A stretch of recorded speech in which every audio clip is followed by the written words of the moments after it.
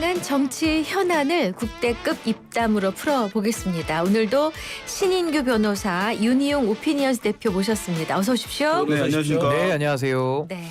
어제 신인규 변호사는 결혼식을 한 것 같은데 신혼여행 반납하고 방송 출연으로 아니 본인이 결혼식을 하신 거예요? 네. 어머, 근데 오늘 나오신 거예요? 뭐 제 개인 얘기라 좀 그렇습니다만은 와. 1년 전에 예. 날짜를 잡아놨는데 네. 또 저도 여러 가지 방송 활동이나 또 네. 하다 보니까 하여튼 뭐 이번에 신혼여행은 좀 미루게 됐습니다. 와. 하여튼 예쁜 가정으로 또 잘 네. 살아보도록 그렇게 아이고 하겠습니다. 축하드리고 감사합니다. 아유, 너무 감사합니다. 시국이 발목은 잡았지만 가정은 계속 쭉 잘 나갈 겁니다. 네, 감사합니다. 네. 자, 지난 4일 대한민국 헌정사상 두 번째로 현직 대통령이 파면됐습니다.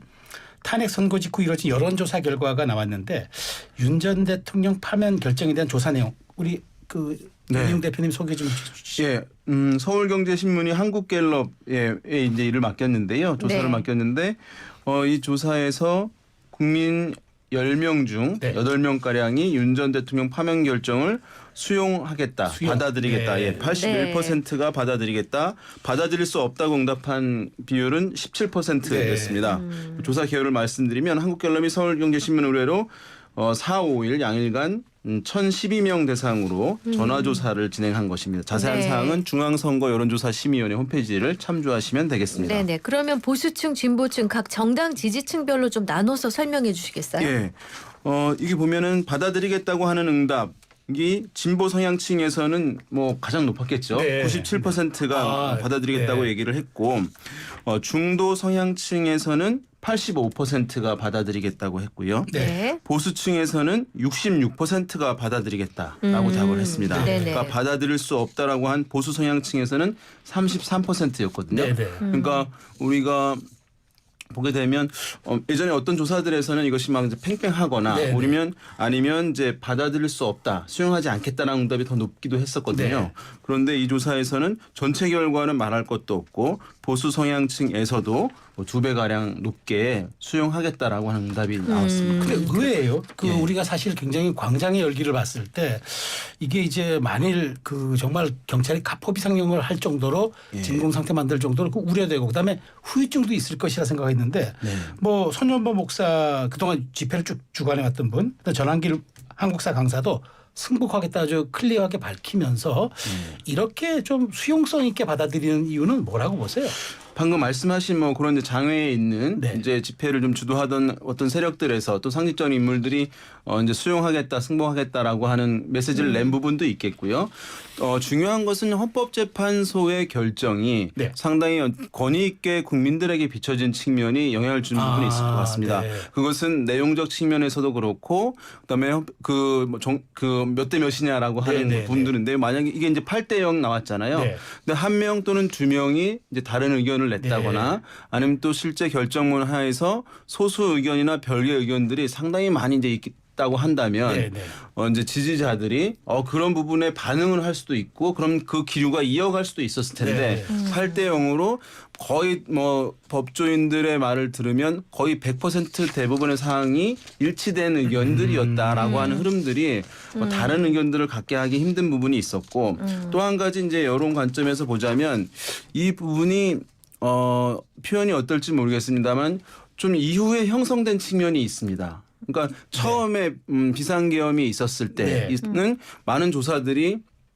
상당히 그것을 냉정하게 평가하고 부정적으로 평가하고 여당인 국민의힘의 지지율도 상당히 많이 떨어지게 되면서 그 사안을 바라봤지만 시간이 가면서 사실은 이것이 이제 야당에 대해서 어떤 이제 경고성이다라고 하는 부분들 이것들이 여권의 어떤 정치 지도자들도 이제 언급을 하고 하면서 이렇게 좀 형성이 추가적으로 된 부분이 있었거든요. 근데 그것이 이제 헌재 결정으로 인해서 나오게 되니까 애초에 근원적인 부분도 일정 부분 있겠지만 이후에 좀 만들어진 측면들도 있으니까 그 부분이 헌재 결정으로 해서 조정이 보다 좀 수월하게 된 측면이 있지 않을까라고 좀 분석해 볼 수 있겠습니다. 그 지난주 금요일에 손학규 전 대표가 지금 우리 신인규 변호사 앉으신 자리에 딱 앉으셔서 이것은 100% 정치 재판이다. 이재명과 윤석열 의 대결에서 이재명의 완승이다. 그리고 이제 이재명의 시대가 올 거다. 이렇게 얘기를 하셨어요.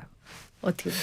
글쎄요, 뭐 이재명 대표의 시대가 올지 여부는 이제 대선을 치러야 되니까 뭐 지금 뭐 당장 뭐 100% 이렇게 얘기할 수는 없을 것 같고 하나 확실한 것은 윤석열 대통령이 전 대통령이 벌였던 이 계엄에 대해서 그 위헌성 그리고 위헌의 중대성이 확인이 돼가지고 결국엔 직에서 파면을 당한 거거든요. 네. 그렇기 때문에 그 과정 중에 사실은 이번에는 박근혜 전 대통령 사료와는 좀 달리 수사도 막혀 있었고 네. 또 여러 가지 뭐 언론 보도적인 면에서도 상당히 좀 애를 많이 먹였던 건 사실이거든요. 그럼에도 불구하고 이 시민 주권이라고 하는 이 국민들의 함성 또 국민들의 목소리가 사실은 이제 헌법재판소가 다 수용하게 되는 이런 결과가 돼가지고요.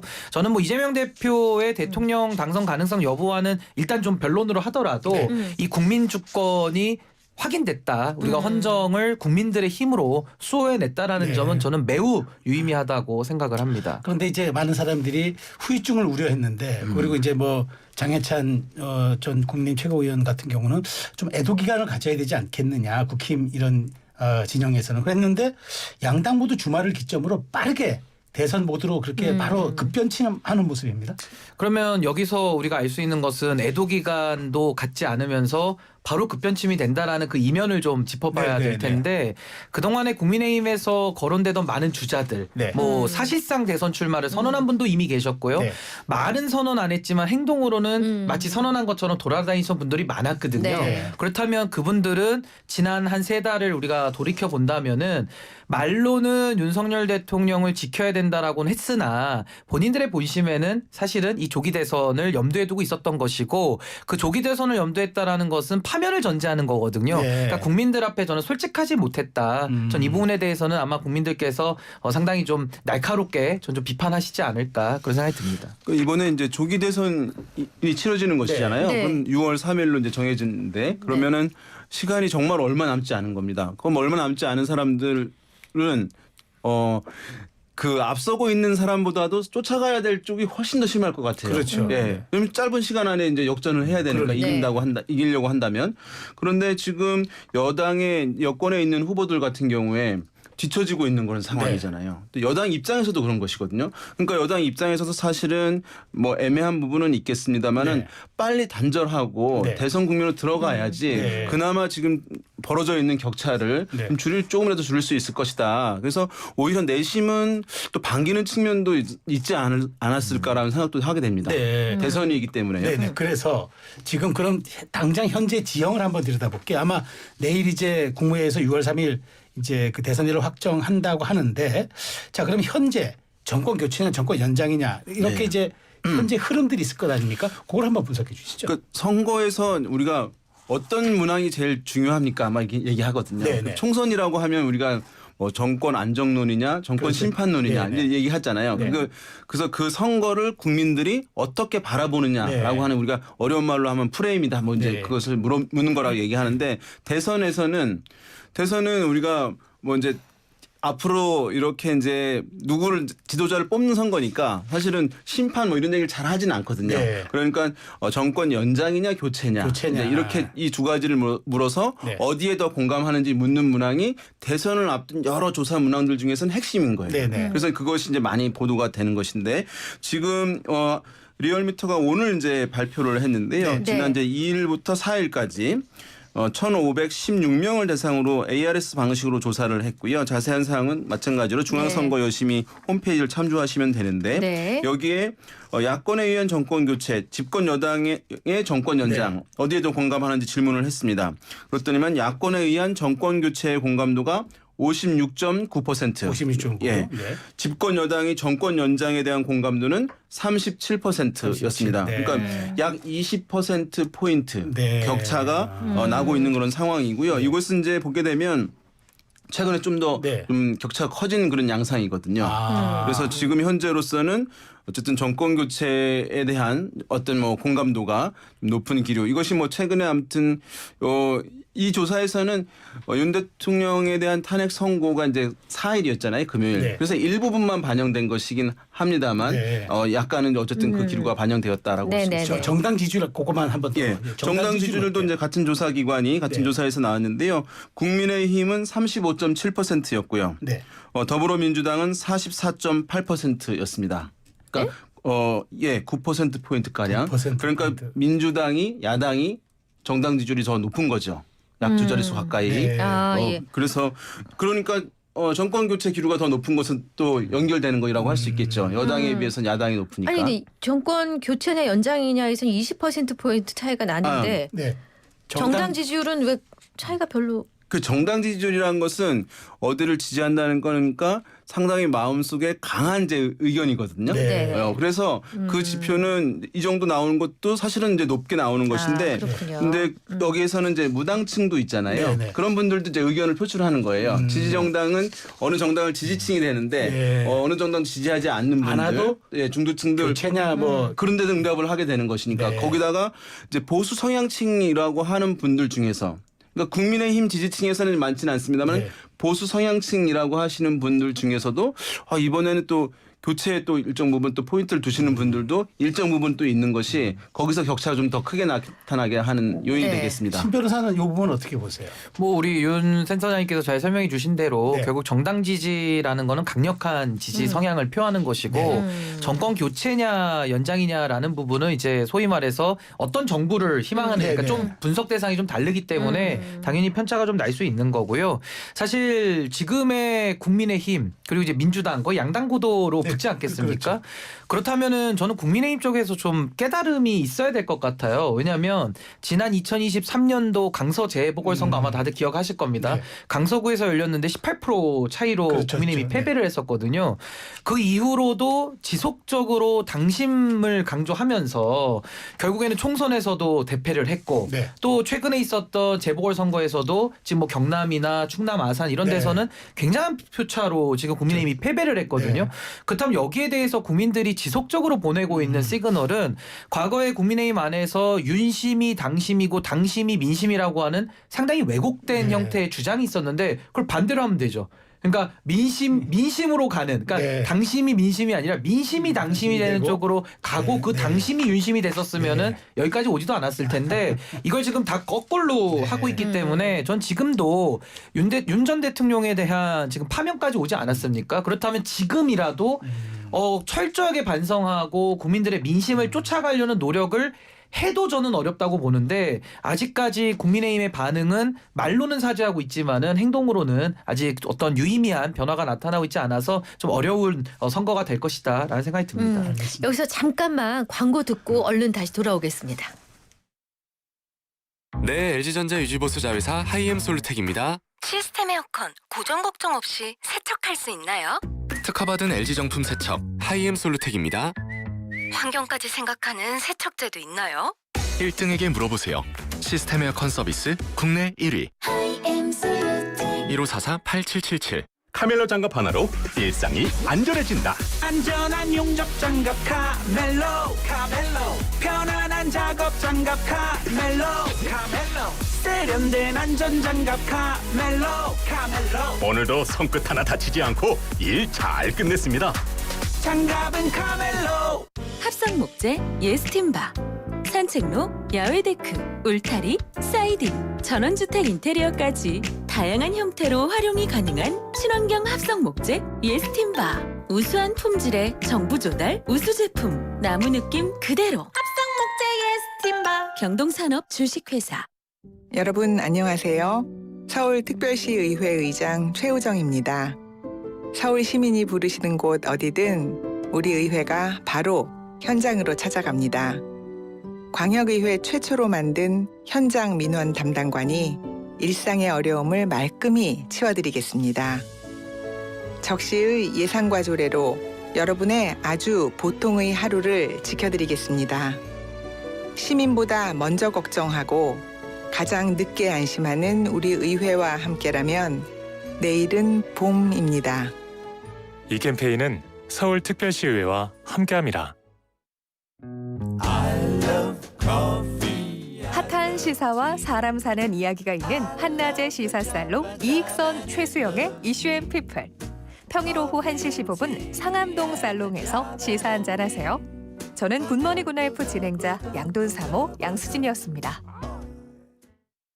네, 이슈앤피플 월요일 순서 신문고 진행 중입니다. 신인규 변호사, 윤희용 오피니언스 대표와 함께하고 있습니다. 자, 그럼 여기서 윤 대표님한테 데이터 하나 더 여쭤보겠습니다. 지난 3월 한 달 동안의 한국갤럽 리얼미터 조사를 좀 분석해 보면은 어떤 내용들이 도드라지나요? 예, 이 정당 지지율은 사실 뭐 정치적인 여론에서 가장 이제 기본이 되는 지표라고 할 수가 있습니다. 여기서 사실은 좀 오르고 좀 낮고 다른 이제 정치적 이슈들이 얘기할 수 있는데요.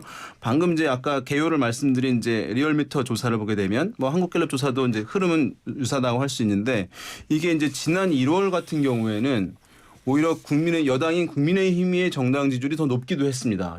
그다음에 2월에는 거의 차이가 없이 이제 굉장히 경쟁 구도로 진행이 됐던 상황인데 최근에 와서 이제 더불어민주당 야당이 국민의힘에 비해서 지지율이 좀 높게 나오는 이런 흐름들이 이제 있습니다. 그래서 아마 요 국면이 지금 금요일에 선고가 있었기 때문에 윤 대통령에 대한 탄핵이 있었기 때문에 이어질 것이라고 보긴 하는데요. 정당 지지율이라는 건 이렇습니다. 질문을 이렇게 해요. 여러 정당들이 불러주고 어느 정당을 가장 지지하냐라고 질문을 하거든요. 근데 내가 그러면 우리의 일상생활에서 누구를 좋아한다 이런 얘기를 하면 정말 좋아한다고 얘기하잖아요.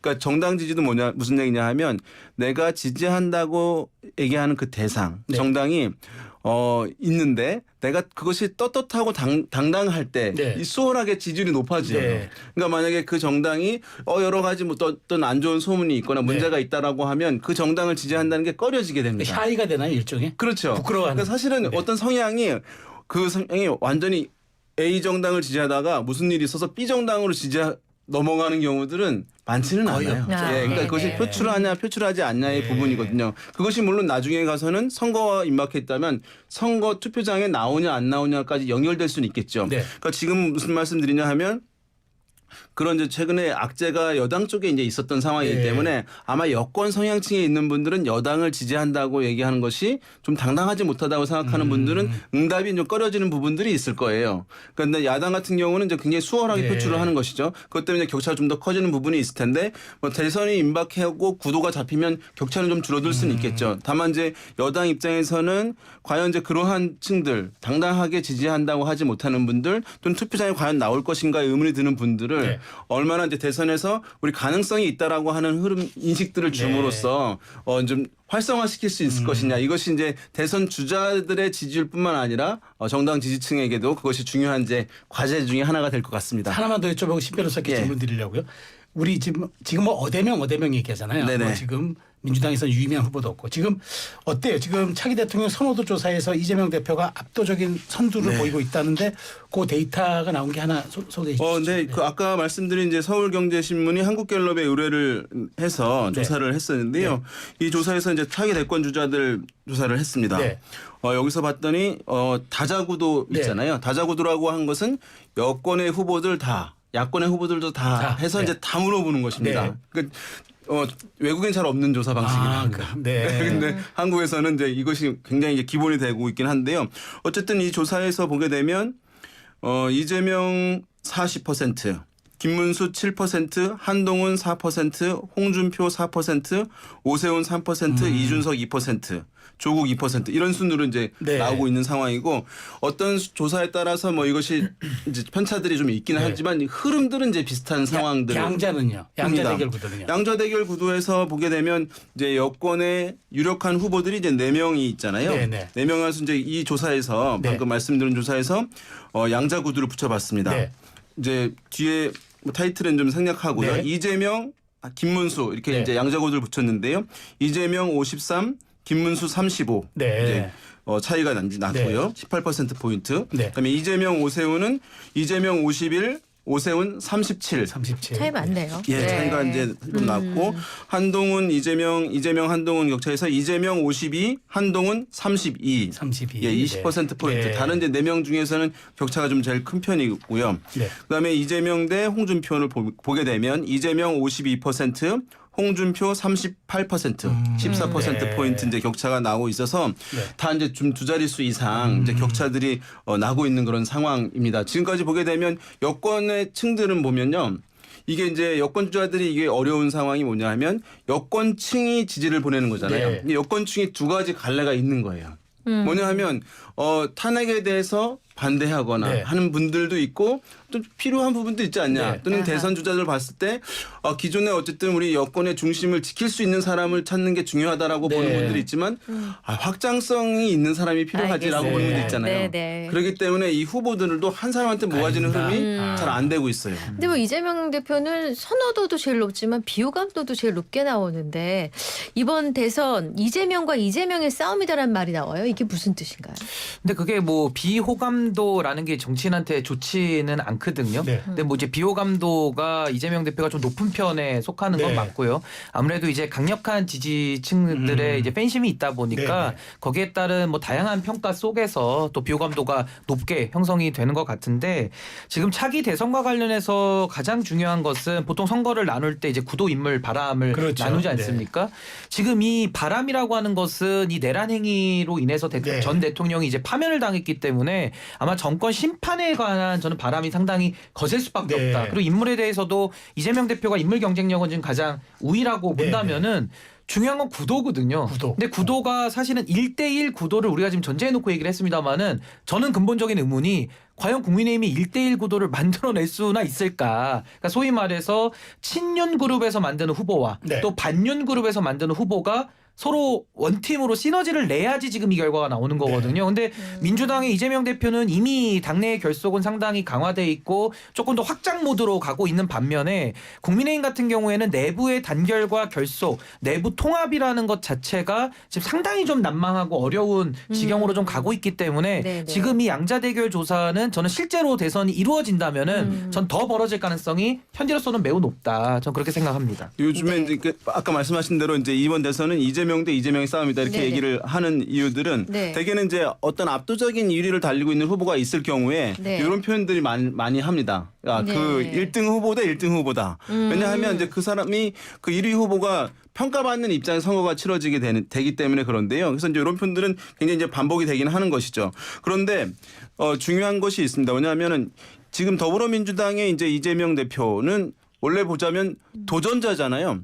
모든 선거에서는 이제 후보들은 항상 이제 세 가지의 어떤 포지션을 갖게 되는데 네. 방어하는 분 그렇죠. 있고 그다음에 이제 어떤 승계하는 경우가 있어요. 예, 여건에. 그다음에 도전자가 있거든요. 근데 야당 후보라고 하면 도전자가 돼야 되잖아요. 네. 그런데 이번 대선에서는 야당이지만 이재명 대표가 만약에 후보가 된다면 도전자보다는 방어자의 포지션을 갖게 된다는 특성이 좀 예전과는 다르다고 볼 수가 있습니다. 워낙 오랫동안 월등한 1위 주자를 달려왔기 그렇죠. 때문에 네. 그래서 이재명이냐 이재명이 아니냐라고 하는 구도는 그 사람이 도전자이기보다는 방어자적 성격을 이미 갖게 되었다라고 해서 그래서 보게 되면 원래 도전자가 여러 가지 이슈를 제기하게 되는 게 네네. 일반적이에요. 그렇죠. 그렇지만 지금 보게 되면 이재명 대표 쪽은 개헌이나 다른 것들도 상당히 사실은 약간 이제 견제하거나 비토하거나 이런 흐름으로 가잖아요. 네. 그것이 이제 앞서 있는 후보, 방어하는 후보의 이제 캠페인 방식이거든요. 그런 측면에서 이제 이번 선거를 또 봐야 되는 측면이 있겠습니다. 그래서 질문 드리는 거. 사실 이재명 지금 대표에게 가장 그 위협적인 요인 하나는 네.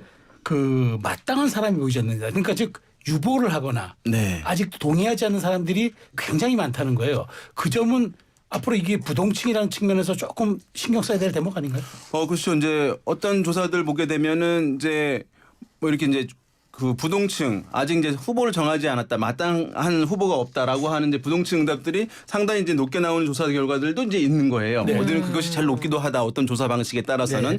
이렇게 이제 나오고 있는 상황이어서 그러니까 한 인물에 대해서 굉장히 정권 교체의 기류를 갖고 있는 분들 그것이 만약에 이제 이재명 대표에게 지지가 온전하게 옮겨간다면 네. 이제 이런 얘기가 없을 텐데 거기에 이제 갭이 있다 보니까 그런 이제 부동층들 같은 경우에는 어떤 마땅한 인물들 기류를 뭐 이재명 대표에거나 아니면 다른 인물들한테 이제 쏟아내지 못하는 부름들이 있기 때문에 네. 지금 이제 이재명 대표가 여전히 이제 매우 유리한 상황에 있는 것은 지표상 틀림없는 상황이긴 네. 합니다만은 네. 아직 시간이 있는 상황이고 선거이기 때문에 또 부동층의 비율도 네. 상당히 이제 아직도 높은 상황이기 때문에 불확실성은 여전히 이제 있는 상황이다 이렇게 봐야 될 것 네. 같습니다. 근데 어제